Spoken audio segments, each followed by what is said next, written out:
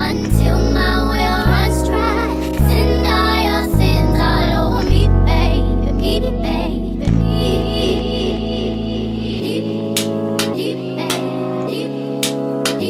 Happy Sunday, Sugar Lumps. It's me, Keisha, and I'm here with tonight's All Tea, All Shade Real Housewives of Potomac Season 7, Episode 16 review. I drop videos Monday through Sunday. Everything that I say is for entertainment purposes only and not to be taken seriously. So if that works for you, then let's get into tonight's review. The episode begins with Roberto going dress shopping for his wedding. He decided not to wear a tuxedo. He wanted to be different. He wanted to stand out because, you know, he's more of the feminine one in his and Juan's relationship. So he wanted to represent that, you know, and let Juan be the leader, be the husband of, you know, sorts in this relationship, which I really thought was really diplomatic. I really honestly did. Good for him. Good for him. So he has Giselle, aka Hoselle, and Ashley come to show support because, you know, this is a big moment for a man to try on a dress of that magnitude for the first time. So while he's in the back trying on dresses, Ashley, you know, got to sit down and get the spilling the tea because, you know, that forehead, you know, started cramping up. She started to get headaches if she's not being messy. You see what I'm saying? Ashley tells Giselle about what happened when everybody went out to the club the last night in Mexico and how Mia was, you know, all up on Wendy, liking her physique and saying how she was attracted to her and that Wendy was intrigued and that they left together. And I'm like, oh yeah, they had to be drunk. They had to be, because how y'all go from throwing drinks and fighting and going off on each other to now being intrigued by each other? Like, it had to been some Cuervo, some tequila, something involved in this foolishness. It's just ridiculous at this point. Like, was that the beef between y'all from day one since last season when y'all was going at it, when y'all first were introduced to each other, is the fact that y'all wanted to bump monkeys? Ew, gross. So Roberto comes out in his first dress and it was cute. It was nice on him. I like the bottom more than I like the top and the middle, but the girls were obsessed with it, especially when he put on the veil, because it was really giving bridal at that point. It was really giving bridal and not groomsmen. Ashley ends up leaving early, and so it's just Roberto and Hoselle sitting down talking. And Hoselle asks her about, you know, having a bachelorette party that she and Mia want to throw. And she asks Roberto who is on the list. Who does she want there? And Roberto was like, of course, all her, you know, his, let me give the right pronouns, good Judy's, but that Karen most definitely will not be invited, and neither will Wendy, because she didn't like how Wendy was laughing when she and Karen were going back and forth. But I'm like, ain't that the pot calling the kettle black? Because when Wendy and Mia were getting into it in Miami, you were sitting there antagonizing the situation, recording it, laughing, and all types of stuff. But then when the roles are reversed, now you want to have an attitude and feel some type of way because somebody was laughing. If you can dish it, sir, you should be able to take it. You would think that you would be a man of steel. And that you would be able to take what you give, but you can't. And that's the problem with you, Roberto.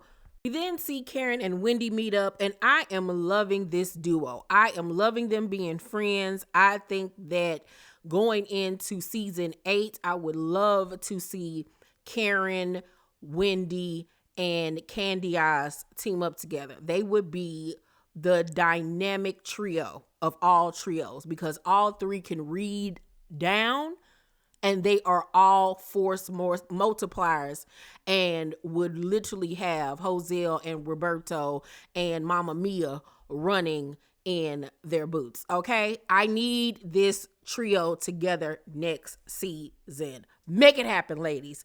So they sit down and they talk about the trip and how everything went. And Karen was like, I have been sitting on the wine hugging me for 3 years now. And Wendy was like, remember when you had your wig shift party and Robin said, are you afraid of what you might say when you're drunk? Because remember, that was the season they were claiming that,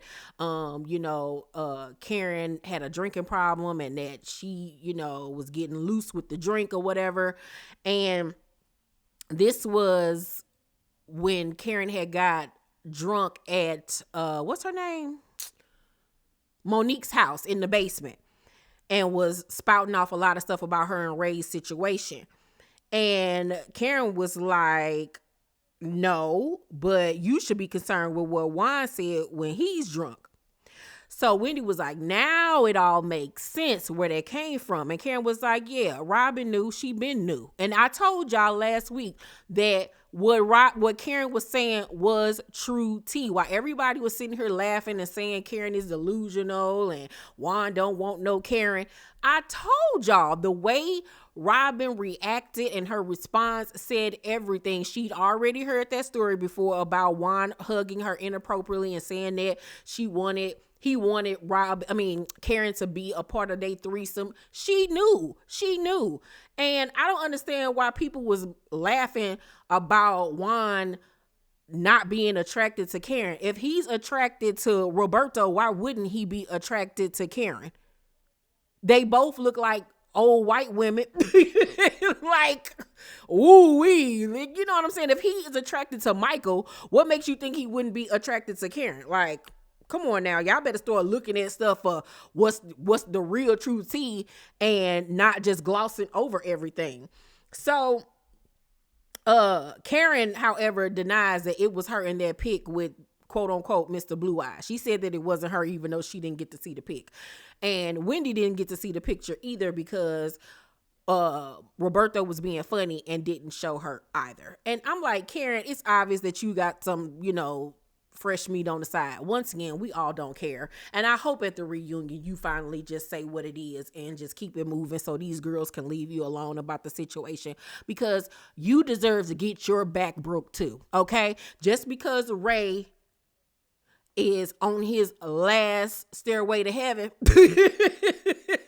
don't mean that you and your goodies shouldn't get fed. Okay? All right? Okay. As they're sitting down talking, Ashley FaceTimed Karen and was like, I noticed that your name and Wendy's name wasn't on the text thread for Roberto's Bachelorette Party. So I guess y'all wasn't invited.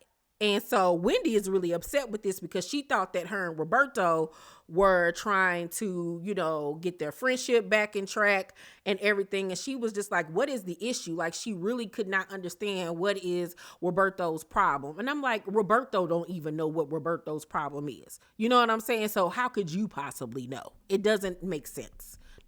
Nothing that he does make sense. And then I must give an honorable mention to Candice, because in this scene with her and Chris, she really looked pretty right here. I thought she looked so cute. And y'all know I normally hate her hair, but I just really felt like in this moment, in this screenshot, she looked really, really pretty and at peace. Roselle goes to visit Mia at this mega mansion that she is renting out for $10,000 a month. And now we've learned within like the last few weeks that she and G have gotten put out, I guess because they couldn't afford it. Like, y'all sitting up here trying to front and keep up with the Joneses in this massive house. Like, what was the point? That's absolutely ridiculous.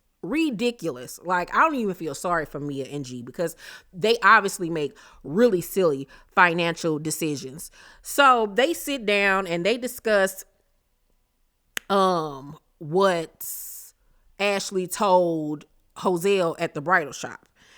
And Mia was like, Wendy showed me her poom poom. And Giselle was like, did you ask to see hers? And Mia was like, no, but I looked though. So Giselle was like, did she ask to see yours? And Mia was like, she asked to see, and yeah, I showed her. You know, I thought to myself, you haven't been jealous of me this whole time. You just wanted the cookie. But at this point, Eddie or Nor G has consented, so you gonna have to look and not touch. So in her confessional, the producer was like, she touched you? I thought you just said she looked. And Mia was like, no, she touched. She gave it a little swipe. And I was like, what is going on here? Jesus.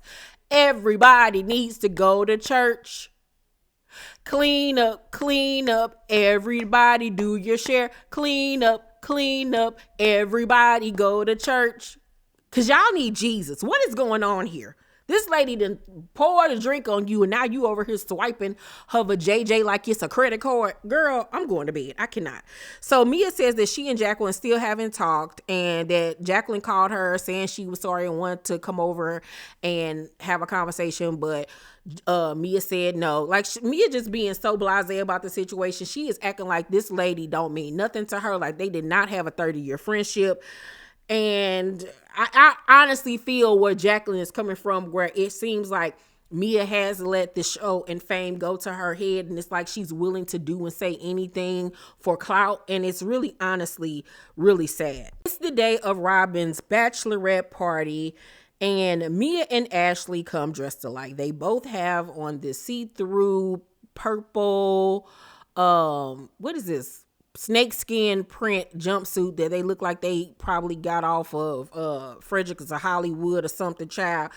And they both looked a mess in it, to be honest with you, because neither one of them got hips or anything, while Mia was trying to shade Ashley, talking about something. She looked like a garden snake and she looked like an anaconda. And I'm like, y'all both were looking like two rulers.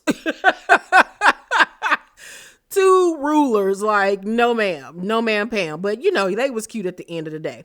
So Charrisse says that she thought that she should have been the one throwing Robin a bachelorette party, not Mia, somebody that has only known her for 5 seconds. She understands Giselle because that's her best friend, but she felt like she should have been the one throwing it. Well, if you felt like that, you could have still threw her one.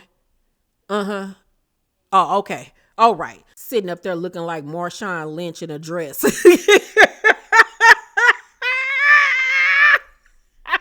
Kill myself. I cracked myself up. As they're heading to their destination, Mia gets up and gets the rolling all around in front of Robin. And you know Robin wanted to lick the rapper. She wanted to lick it like a lollipop. They get to the strip club and it is immediately a party. The girls are having a great time. I was kind of thrown off that they went to a predominantly white club, but I don't know anything about that area. But, you know, it was this little sprinkle of black girls here and there. The club, however, was really cute. I liked the layout and everything. I loved the girl that was in the shower. I was like, come on, flash dance. All right. I was feeling that a lot. So the ladies get up and they start throwing money and everything. And Roberto was sitting back trying to play the background, trying to act like, you know, he was scared and stuff. And I'm like, excuse me. You know, you go to the strip club every Tuesday, Thursday, Saturday, and Sunday. Like, bye, Roberto. When he did get up, first thing he did, if you peep game, he went and got in the girl ear. Y'all didn't hear him, but I did. I heard Roberto was all up in the stripper ear talking about some, you know, I'm here with my homegirls, you know, act like you ain't never seen me here before because they don't really know, you know, how frequent I, you know, come here and everything, you know what I'm saying? Just keep it on the low and, you know, I'm going to take you back into the champagne room, you know. After throwing money, the girls go back to the table. They've already ordered food. They ordered surf and turf, and everybody was shocked that Mia wasn't lying when she said she worked at a strip club that served lobster and steak. So everybody was like, oh my God, Mia wasn't lying. Da, da, da, da, da. Child. So Charrisse asked Ashley what's going on with her and Michael. And Ashley playing all coy and stuff like, I don't know, like everything's really good right now. Everything's really nice and we're being nice to each other. Like I really honestly felt like she was about to admit to them that they've been sleeping with one another. Like it's obvious that's where she was going with the entire situation, but she just didn't want to admit it because I think that she didn't want to be judged by the other girls. So she was like, you know, she hadn't been dating anybody. because Michael told her he wasn't dating anybody and she felt bad. And Candace was like, well, that's a lie because he was in my man's restaurant with another chick the other night. And Ashley sitting there looking stupid in the face and was like, see, this is what I'm talking about. Like, just be honest. If you're seeing other people, just say so and da-da-da-da. I'm like, girl, he wasn't telling you that he was seeing other people while y'all was still together. What makes you think he gonna tell you the truth now? Like, what is going on? The ladies get their food and they are raving about how good this surf and turf is, honey. They was tearing that food up. And when the producers edited it and slowed it down and was showing everybody chewing their food, honey, I hollered at this part with Mia. Honey, they were in beef and fish heaven, honey. Yes, they were. They were enjoying that food. So after eating for a while, Robin then kicks things off and asks Charrisse what she thinks about Karen now after their argument in Mexico. And Charrisse was like, you know, the last time I was even at a club, I was with her. And she went MIA after she been drinking and stuff. You know, that's what Karen do after she been drinking. She go MIA, and Giselle co-sign and everything. And Charrisse was like, you know, in Potomac, she's known for getting drunk, getting effed up, and then effing anything, any DICK that comes her way. She was effing a worker in the bathroom. And Giselle was like, And I'm like, for a person that sits up here and says that Karen isn't her storyline, that Karen always is talking about her, I'm like, ever since you've dotted your big foot, your 12-inch feet on this show, every time we see you, all you have spoken about is Karen. We don't know what you've been up to. What happened to your champagne room at your house? What happened to that? We didn't even see you film at the house. Are you even still in that house? Where are your children? They're grown now at this point. Why didn't they film with you? Like, what is going on, Charrisse? What is going on? Your whole ammo has been Karen this whole season. And it's quite disappointing because you say that you ain't worried about her. She always talking about you, but you have kept her name in your mouth. It's obvious that you came back on this show to come at Karen, to get her back. You, Joselle, and Roberto got together and said that they were going to use you to go at Karen, and then they were going to co-sign everything that you said. It's so blatantly obvious, and it's tired, and you look thirsty, and you look obsessed. Why are you so obsessed with me? Like, who you effing? Because you need to be effing somebody. You know what I'm saying? Why you worried about what's going on between Karen and her legs, ma'am? Like, who's in between yours? Better yet, who are you on top of? Who are you effing from behind? Because, ma'am, gosh, if this lady was, so what? You tried exposing her the last time you was on the show. That didn't work. Then you tried to come back and expose Giselle. That didn't work. Then you came back trying to expose Monique. That didn't work. Now you come back trying to expose Karen again. Girl, goodbye. Goodbye, please. So Giselle was like, you know, even when she was making up stuff about me last year, I kept it. Why? Why you keep it? Why you keep it? Why you ain't blasted with it in? Nah, because you use Charrisse to do your dirty work. Girl, get out of here. So Ashley, her confession was like, you know, I've heard things about Karen, but not to that extent. And Ashley says to the group, you know, I did think that she had affection for her driver, Blue Eyes. And Giselle was like, Ray knows what's going on. Basically, like, Ray is fine with it, cool with it. So if that's the case and y'all think that Ray knows and Ray is okay with it, then why are y'all making such a big deal about it? Make it make sense. Please make it make sense. Why are y'all so concerned? Y'all trying to expose Karen, trying to put her in a bad light. But we, the audience, once again, does not care. We're actually rooting for her. I am. Okay? Oh, all right. Child. Next week is the season finale. I'm super happy about that. Then the following week will be the reunion. I'm loving the fact that they literally just filmed the reunion last week and we're already getting it 2 weeks later. Of course, I'm going to dress up for you guys. Can't wait for you to see my fit. I haven't dressed up for you guys in quite a while. But overall, I'll give tonight's episode of Potomac a B minus. It was good. Let me know what you all thought down below in the comments section. Make sure to thumbs up this video, like and subscribe, and hit that notification bell button. I love you guys, and I'll see you on the next video. Bye.